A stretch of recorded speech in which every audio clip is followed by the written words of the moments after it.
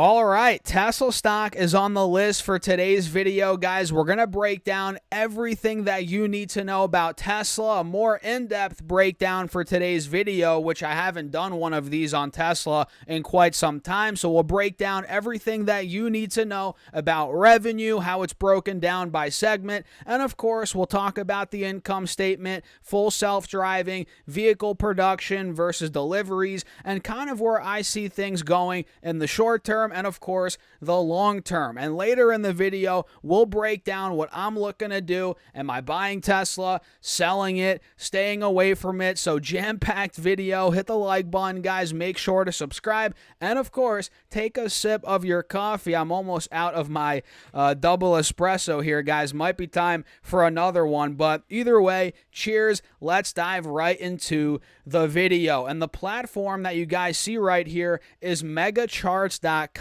I'll leave a link down below. It's a completely free resource, and it's really good for analyzing companies, analyzing stocks, and coming to conclusions, right? So let's break down, again, Tesla stock in this video and everything that you need to know about how the company has been performing, right? Again, from the income statement to revenue, sales, right? Production, deliveries, everything that you need to know. So Tesla just reported earnings recently, guys, which you all probably remember. If we pull up the chart right here, we can see the company reported earnings, and we were actually at $260 to $265 per share before the earnings came out, and now we've seen a pretty big pullback. Initially, we got down to about $210 per share, and now we've rebounded back to about $230 per share. In fact, today when I'm making this video, we're up over 4% on Tesla. So right off the bat, based on the technical analysis here, buyers are coming in after the dip post earnings, which is a very good sign for the bulls overall on the stock. And this shows that there is a lot of strength at the $200 to $210 level for the bulls, right? Buyers are coming in there, which is a very good sign. So let's start off here with the income statement, right? And this is by quarter. You guys can see if I zoom in a little bit, this is by quarter, and obviously they've been crushing it quarter after quarter, year after year pretty much, and now it's slowed down in the last couple of quarters, which we'll break down in this video. And if I pop the stock price overlay, which I really like about megacharts.com here, we can see how the stock price here in purple, it's come down aggressively as sales pretty much have stagnated and as gross profit has started to come down. I mean, you guys can see gross profit was at $5.3 billion in August of 2022. And now, as of May 2024, it's come down to $4.5 billion. And as of February 2024, it was at $3.7 billion. And revenue's been pretty flat throughout that time period, right? So revenue's flattening, gross profits coming down, right? Which makes sense considering that they're cutting prices, their margins are getting eaten at, right? So revenue's flattening, gross profits coming down, and so is the stock price, right? Which is actually good. It makes sense. You know, the stock has come down a lot, which could be a nice opportunity here to potentially buy in. Do your own research as always, guys. I mean, guys, the last thing that we would want to see would be Tesla's revenue flattening, their margins getting crushed, and the stock price still going up like crazy, right? That would be pretty irrational. That would show that the market is being a bit irrational. I don't know how else to put it, right? And that would not be a good sign. But the fact that the price of the stock has come down, that's a good sign that, all right, the market has some sense and, you know, the valuations have compressed, and now we could actually seriously consider it as an investment. Whereas if it was at $500 per share right now, that would just be ridiculously overvalued, right? And for reference, right now, Tesla stock is priced at $230 per share. So that's the quarterly chart there for the income statement. And this right here is the yearly chart. They're still doing very well, obviously, when it comes to revenue. They're growing year after year, nicely. Obviously, the growth has slowed down, but it's still pretty good. Quarterly, though, again, it's slowed down over the last couple of quarters, but on the yearly chart, we're still looking pretty good. Now, revenue. This is very important, guys. Revenue is being dominated by automotive, right? We all know that Tesla, yes, they do have dreams and aspirations of being, in robotics, in, having a huge energy business and services. But the reality of the matter is, as of right now, you guys see these columns right here. These show the revenue by quarter, and every single quarter, it's being dominated by automotive. I mean, look, as of Q1 2024, $17.3 billion of revenue came from automotive, whereas only $1.6 billion came from energy generation and storage, and about $2.2 billion came from services and others. And again, this is the quarterly chart. If I pull up the yearly chart, you can see it even better here. As of the year 2023, $82 billion came from automotive, $6 billion from energy generation and storage, and $8.3 billion from services and others, which, again, being dominated by automotive. So if you're a Tesla shareholder, you want to see energy and services, those two segments, gain more revenue growth, or more, percentage of the overall revenue, because now, again, it's being dominated by automotive, as we can see right here. Pretty obvious, right? And coming down to the geographic revenue breakdown, we can see it's pretty much all over the place, right? From the United States to Europe to China, you guys can see that, right? So a lot of money is being made in China, which you guys know there's a lot of competition over there in China, which is worth mentioning, and that's kind of hurting the company right now. We all know that BYD's crushing it. A lot of other players in China are crushing it right now in terms of the electric vehicle space. So, guys, that's hurting their margins. Do you guys remember we covered earlier in the video the income statement? We put the chart overlay, or the stock price overlay here. We can see, again, gross profits slowly coming down. That's mainly because they're cutting prices. That's eating into their margins. And again, that's hurting the gross profit. And that is mainly due to them struggling in China right now, them cutting prices in China, them offering all of these incentives to spur more demand.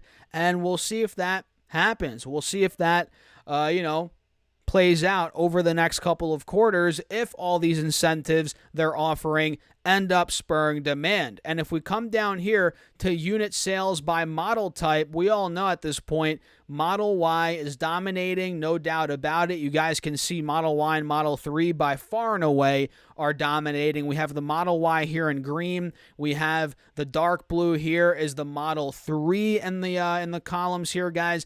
And we have the Model X and Model S all the way at the bottom here, very teeny tiny. So in 2023, they sold 1.3 million Model Ys roughly. Sales, right? Unit sales, 1.3 million, and 678,000 Model 3s, and only 23,000 Model S's, and about 30,000 Model X's, right? And of course, we have the Model 2, it is, right? That more affordable vehicle, which will come out at some point in the next couple of years, which will be very good for people that can't necessarily afford a Model 3 or a Model Y. They might opt for that cheaper option, right? The Model 2, I think it's going to be called. And vehicle production, you guys can see, has grown very nicely over time, as you'd expect, from 936,000 in 2021 to 1.3 million to 1.8 million in 2023. And energy storage, like I said, guys, this is the segment that is very crucial for Tesla right now. Obviously, they're being dominated by automotive, but they want to grow in the energy storage space. that is a growth driver for sure. I'm talking longer term here, right, guys? So energy storage deployed, you guys can see we have 14,700 megawatts an hour here as of 2023, and you guys can see how it's grown over the last couple of years. Pretty impressive here if you ask me, guys. And again, we'll see how that goes moving forward. And vehicle deliveries, this has slowed down dramatically over the last year or so, year and a half almost. I mean, this is the quarterly chart right here, guys. We can see back in Q4 of 2022, we did 405,000 vehicle deliveries, and they pretty much did less than that. I mean, they did do less than that, 386,000 in Q1, excuse me, of 2024. So talk about stagnation there in terms of vehicle deliveries. And supercharger station count has come up pretty nicely every single quarter. You guys can see that steady uptrend in the supercharger station count. This is the quarterly chart, and if I pull up the yearly chart, very impressive. I mean, you guys can see we hit almost 6,000 in 2023, 4,600 in 2022, 3,400 in 2021. That's very good. And supercharger connectors has also been steadily uptrending on the quarterly and on the yearly. This is very good, guys. The more supercharger stations, the better. I mean, everybody that I've talked to, well, not everybody, but a lot of people's initial hesitation about getting a Tesla would be that they can't charge it anywhere other than their home, or they think that they can't. I mean, there's obviously a lot of superchargers around, but people are like, what am I going to do if I'm running out of miles or this or that and I'm not at my house? So the more superchargers, the better, right? And full self-driving is the big bullish catalyst, if you will, here on Tesla stock moving forward. Not only just full self-driving, but the robo-taxi network, which kind of ties in to full self-driving. So this chart right here shows the full self-driving miles driven. We can see they've gone up like crazy. 750 million as of Q4 2023. We can see here 525 million as of Q3 2023, and that's been coming up like crazy over the last couple of quarters. So that's something worth watching, no doubt about it. And Tesla dealership location count, which isn't as important to look at, but still pretty important to look at. Why not? It's an additional metric we can see. But we can see in 2020, they had 523, 2021, about 644, 963 in 2022, and 1,200, over 1,200 in 2023. Not too bad, guys, not too bad. But the main thing I want to focus on here for Tesla is full self-driving, the robo-taxi network, how that develops, and of course, if they're able, or let's be honest, when they're able to get the revenue growth back to where it needs to be, because revenue's pretty much flatlined here like we covered before. Production, or deliveries rather, on the quarterly number have really slowed down. So the main thing for Tesla now is to get through the competition they're facing, spur demand somehow, get more people buying their vehicles, and the longer term vision here is the robo-taxi, full self-driving, robotics. I know Elon wants to get into robotics, right? So yeah, that's a quick breakdown here on Tesla. All the numbers pretty much that you need to know about Tesla stock right now, guys. And personally, I'm not in the stock. I think it's a bit of a risk at this PE ratio of 65. So the price to earnings ratio is a 65 right now, and that's for trailing 12 months. I'm not too sure about the forward PE right now, but I think it's a little bit overvalued, a little bit frothy at these prices, considering the growth has really slowed down. But again, if you have a long-term vision, if you're willing to ride the the boat, the ship, whatever you want to call it, throughout these rocky times, you might come out on top in the next couple of years. But in the short term, I think it's going to be very rocky with the competition, demand's slowing down, deliveries have slowed down pretty much. They're stagnant, right? So for me, guys, I'm staying on the sidelines, but if Tesla's able to come down under $200 per share, I'll be a buyer, preferably under 175. So what do you guys think about this? Let me know your thoughts in the comments down below, and feel free to give megacharts.com a shot. This platform is very, very good. It's more of a new platform, but you'll be able to break down stocks here, get up-to-date metrics, and it's free, guys. It's free. Megacharts.com. Use that link down below. And yeah, with that being said, I'll catch you guys in the next video.